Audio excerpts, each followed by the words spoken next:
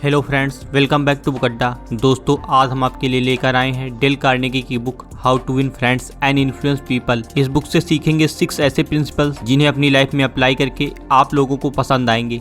Carnegie institute of technology की एक study के अनुसार इंजीनियरिंग जैसे टेक्निकल फील्ड में भी किसी इंसान की सफलता का सिर्फ 15% हिस्सा उसके टेक्निकल ज्ञान पर निर्भर करता है। बाकी का 85% हिस्सा उसके पर्सनालिटी और लीडरशिप पर निर्भर करता है। चाहे आप बिजनेस में हो, हाउसवाइफ हो, इंजीनियर हो, डॉक्टर हो या फिर किसी अन्य फील्ड में हो, आपको ज़्यादा सक्सेसफुल बनने के लिए लोगों के साथ व्यवहार करने की कला सीखनी होगी।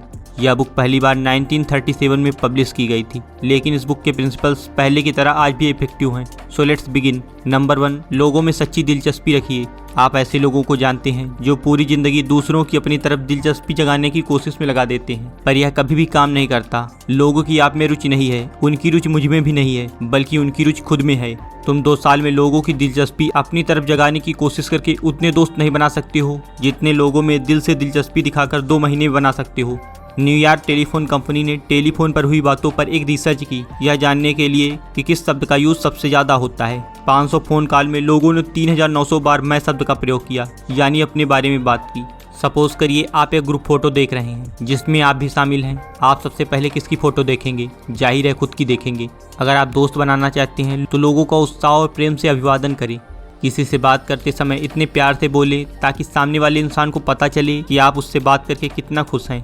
उसे महसूस होना चाहिए कि आप उसकी कद्र करते हैं। अपने दोस्तों के बर्थडे की जानकारी जरूर रखें। हर साल की शुरुआत में अपनी डायरी में अपने दोस्तों के बर्थ डेट नोट कर लें ताकि आपको अपनी डायरी पढ़ते समय पता चल सके किसका बर्थडे कब है और आप उसे विश कर सकें। कई बार आप धरती के ऐसे एकमात्र इंसान होंगे जो उनका बर्थडे याद रखते हैं। दूसरों में सच्ची दिलचस्पी दिखाने से न सिर्फ दोस्त बनते हैं बल्कि आपकी कंपनी के प्रति ग्राहकों में वफादारी आती है। अगर आप चाहते हैं कि दूसरे आपको पसंद करें और आपसे दोस्ती करें तो आपको लोगों में सच्ची दिलचस्पी रखनी चाहिए। नंबर 2, मुस्कुराइए। चार्ल्स श्वाब कहते हैं, हमारी मुस्कान की कीमत $1 मिलियन है। उनकी ये बात सच भी है। उनकी असाधारण सफलता का रहस्य उनकी पर्सनालिटी, उनका आकर्षक लहजा और लोगों को पसंद आने की उनकी क्षमता थी। उनकी पर्सनालिटी का सबसे अनोखा पहलू उनकी मुस्कान थी।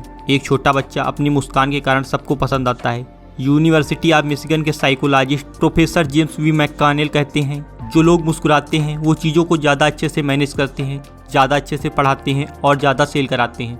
आपका मुस्कुराने का मन नहीं करता है तो ज़बरदस्ती मुस्कुराइए। अकेले में सीटी बजाने की, गुनगुनाने की या गाने की कोशिश करें। ऐसा अभिनय करें जैसे आप वास्तव में बहुत खुश हैं और आप बहुत खुश होने लगेंगे। घर से बाहर निकलते समय अपना सिर उठाएं, चेहरा ऊंचा करें और सीने में हवा भर लें।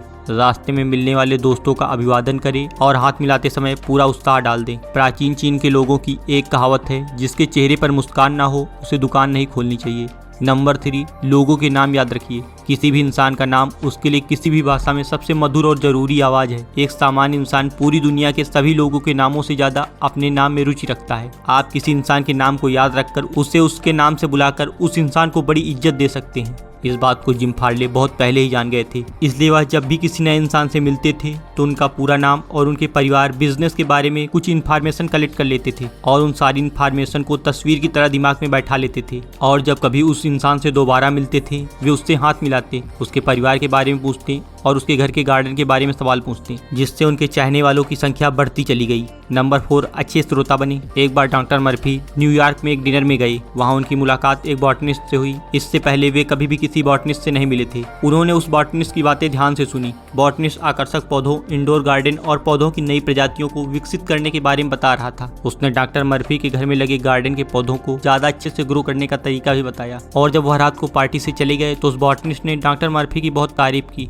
हैरानी की बात यह थी कि डॉक्टर मर्फी ने ज्यादा कुछ कहा ही नहीं था, क्योंकि उन्हें बॉटनी के बारे में नॉलेज नहीं था। बस उसकी बातों को ध्यान से सुना था। किसी को सच्चे दिल से सुनना उसकी सबसे बड़ी तारीफ होती है। अगर आप बातचीत की कला में माहिर होना चाहते हैं तो एक अच्छा श्रोता बने। बातचीत के दौरान सामने वाले इंसान को भी बोलने का मौका दें और उसकी बात को ध्यान से सुनें, जिससे उसे लगेगा कि आप उसकी रिस्पेक्ट करते हैं, फिर वह आपकी भी रिस्पेक्ट करेगा। नंबर 5, सामने वाले इंसान को इम्पोर्टेंट फील कराएं। आप चाहते हैं कि आपके दोस्त आपकी दिल खोलकर तारीफ करें। ऐसा आप ही नहीं, हम सभी चाहते हैं। इसलिए दूसरों के साथ वही करें जो आप दूसरों से खुद के लिए अपेक्षा करते हैं। दूसरों को वैल्यू देने से आपका कुछ नहीं जाएगा, बल्कि आप खुद की वैल्यू बढ़ा लेंगे, जिससे आपके और उस इंसान के बीच रिश्ता गहरा होता चला जाएगा। हॉल कैन एक उपन्यास उपन्यासकार थे। उनके सभी उपन्यास बेस्ट सेलर थे। वह एक बढ़ई के लड़के थे। उन्होंने स्कूल में 8 साल से ज्यादा पढ़ाई नहीं की थी, लेकिन मरते टाइम वह सबसे अमीर साहित्यकार थे।